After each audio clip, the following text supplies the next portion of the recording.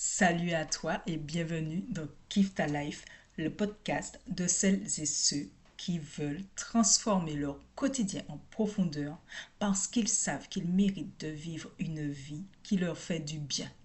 Une vie de douceur, d'amour, de réussite dans tous les domaines. Grâce à ce podcast, tu vas déconstruire tout ce qu'on t'a appris jusqu'ici qui t'empêche d'être heureux, d'être heureuse. Tu vas lever les blocages qui t'empêchent d'avancer et sortir des schémas transgénérationnels négatifs.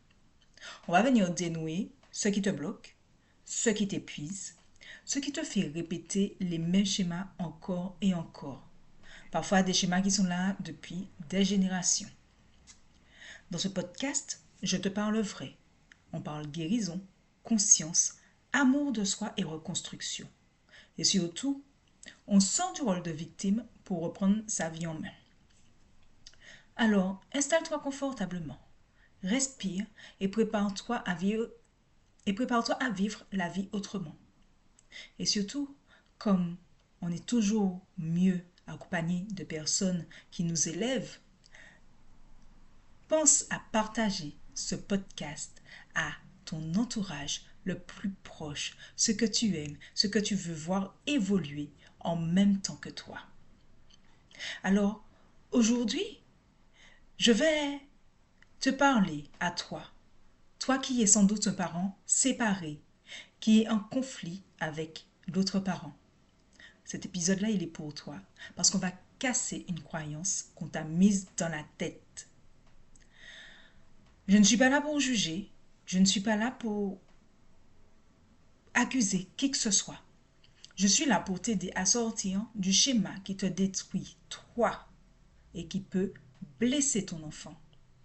Tu sais, cette idée reçue qui te fait croire que être en conflit parce qu'on est un parent séparé, c'est normal. Alors non, le conflit n'est pas normal. On nous a appris que séparation, c'est égal à guerre, à conflit, à dispute, à lutte. Mais en fait, non. En réalité, le conflit vient des blessures non résolues, pas de la séparation.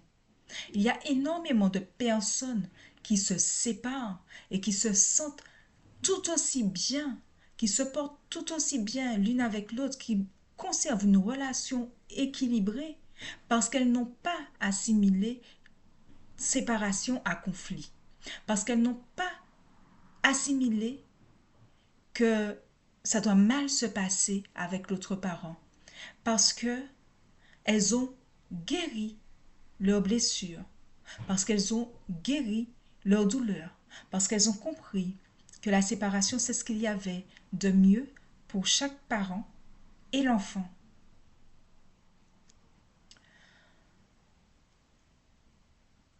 Il m'arrive de voir des parents séparés avec leur enfant et ces parents se battent. Souvent c'est la mère qui se bat pour pouvoir donner une bonne éducation à l'enfant, qui trouve que le père donne une éducation qui ne convient pas. Mais quand je creuse un peu plus, souvent, ce que je me rends compte, c'est que cette mère est encore dans la blessure de la relation et aussi dans la blessure de la séparation. Ce qu'elle met en avant, naturellement, c'est le bien de l'enfant. Mais ce qui est au fond d'elle, c'est surtout que elle n'a pas encore guéri de ce qui s'est passé quand elle était avec le père. Alors je parle de la mère, mais ça arrive aussi que des pères soient dans ces situations, qui n'acceptent pas la séparation, qui n'acceptent pas que la mère elle refasse sa vie.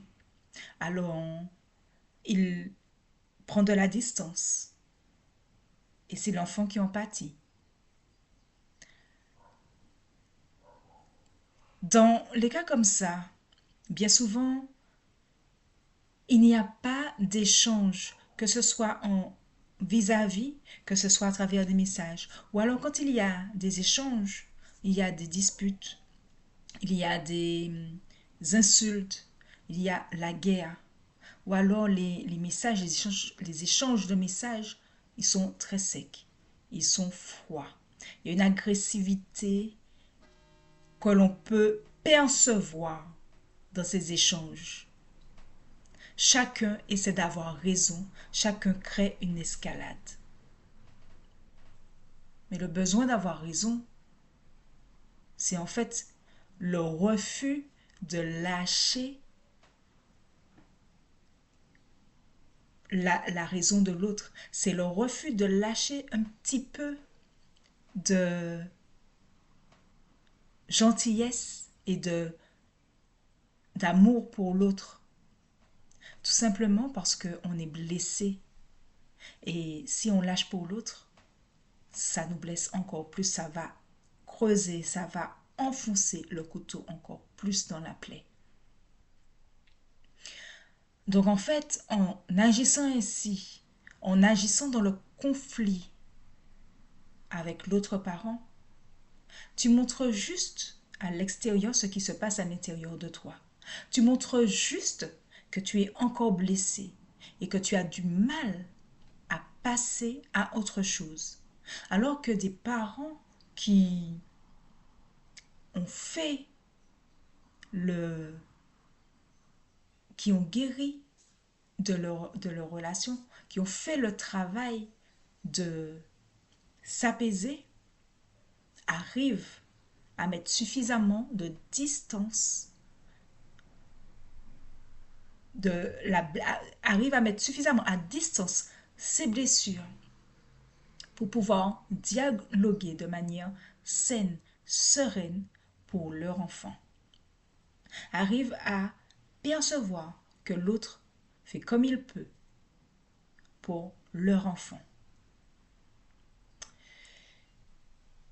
Alors, quand je te dis ça, la question que tu pourrais te poser, c'est qu'est-ce que ça touche en moi? Qu'est-ce qui est encore blessé en moi? Qu'est-ce que je n'ai pas encore guéri qui fait que je suis en conflit avec l'autre parent? Alors oui, je sais, tu es tenté de me dire que c'est pas toi, c'est lui. Mais une relation, ça se joue à deux minimum.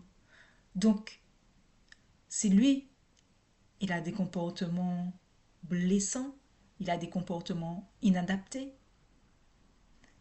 c'est dire que toi, tu as aussi, tu dégages et tu fais ressortir aussi quelque chose de blessant, de blessé.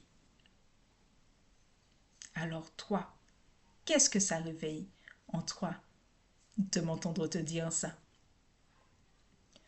Alors je vais te donner une astuce pour que tu puisses réagir un peu plus calmement dorénavant quand tu vas rencontrer l'autre parent. Encore une fois, que tu sois le papa ou la maman, c'est valable pour vous deux. Tu peux te demander comment tu peux arrêter de réagir à chaud. Comment tu peux être beaucoup plus calme, beaucoup plus posé quand vous discutez. Comment, ne serait-ce que le bonjour, comment tu peux le dire de manière plus joviale.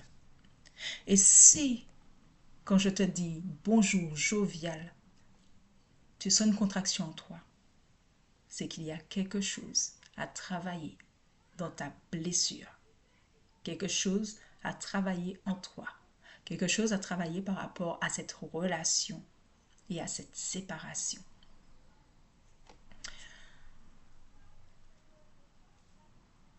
Le plus important, ce n'est pas que tu aies raison par rapport à l'autre, ce n'est pas que l'autre ait raison par rapport à toi. Le plus important dans tout ça, c'est cet enfant qui est au milieu de vous, ou ces enfants qui sont au milieu de vous. Ces enfants qui vous voient et qui perçoivent la contraction qu'il y a dans votre relation. Oui, même si vous êtes séparés, il y a encore une relation, parce qu'il y a encore un lien entre vous, votre enfant. Donc c'est une relation. Même si vous ne vous parlez pas, il y a relation. Absence de communication verbale, mais relation. Donc, à chaque fois que tu devras entrer en contact avec l'autre parent, rappelle-toi, séparation ne signifie pas conflit. Et ça, tu peux désormais sortir de ce schéma. Même si tu l'as vu autour de toi, même si tu l'as vu dans ta famille, même si tu l'as vu chez tes amis. Toi, tu es quelqu'un qui a envie de reprendre sa vie en main, qui a envie de sortir de ce statut de victime, qui a envie d'être heureux, d'être heureuse dans tous les domaines de sa vie. C'est d'ailleurs pour ça que tu es en train d'écouter ce podcast. Donc toi, tu peux désormais te demander comment tu peux sortir de ce schéma de conflit pour établir une relation apaisée et sereine dans ta coparentalité pour le bien-être de ton enfant. Alors sache que tu as le droit de ne plus te battre. Sache que tu as le droit de choisir la paix, même si l'autre est à milieu de ça. On s'en fout. Là, on parle de toi, de ton enfant en priorité. Parce que si tu changes, ce n'est pas pour toi, ce n'est pas pour l'autre, c'est pour ton enfant. Et quand tu vas commencer à changer, l'autre va commencer à changer. Et quand tu vas commencer à changer, ton enfant verra que toi, tu fais de manière à ce que les choses s'apaisent. Et ton enfant sera déjà beaucoup plus apaisé. Alors rappelle-toi, séparation ne signifie pas conflit. Séparation signifie simplement séparation. Donc si cet épisode t'a parlé, abonne-toi, partage-le à un parent qui en a besoin. Je sais qu'autour de toi, il y a plein de parents séparés qui sont en conflit. Et rappelle-toi, entoure-toi de personnes qui t'élèvent et partage-le, ce podcast, à ces personnes pour que vous puissiez vous élever ensemble et en même temps afin de faire de votre vie, de la vie de vos enfants, des vies où vous kiffez votre life dans tous les domaines.